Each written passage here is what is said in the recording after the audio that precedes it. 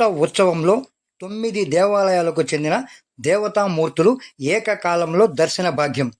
నెల్లూరు జిల్లా ఇందుకూరుపేట మండలం కొత్తూరు గ్రామమునందు కనుమ పండుగ నాడు ఇందుకూరుపేటలో వేంచేసి ఉన్న గోవిందమాంబ సమేత వీరబ్రహ్మేంద్ర స్వామి, లక్ష్మీ నరసింహస్వామి, మల్లేశ్వర స్వామి, భద్రకాళి సమేత వీరభద్రస్వామి, కొత్తూరు గ్రామంలో వేంచేసి ఉన్న వీరాంజనేయ స్వామి, గంగమ్మ, చంద్రమౌళీశ్వర స్వామి, శ్రీరామచంద్రమూర్తి, కాశీ విశ్వేశ్వరులు కొత్తూరు గ్రామంలోని జడ్పీపీ హైస్కూల్కు సాయంత్రం 7 గంటలకు ఉత్సవముగా వచ్చి భక్తులకు దర్శన భాగ్యం కల్పించారు.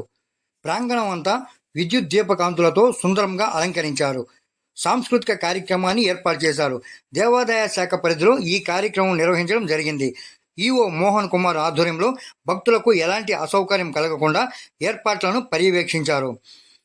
ఇందుకూరుపేట, కొత్తూరు, పాములవారిపాలెం, చట్టివారి కండ్రిగ, డేవిస్పేట తదితర గ్రామాలకు చెందిన సుమారు 10,000 మంది భక్తులు కుటుంబ సమేతంగా తోట ఉత్సవంలో పాల్గొని ఏకకాలంలో 9 మంది దేవతామూర్తులను దర్శించుకొని తీర్థప్రసాదములు స్వీకరించారు.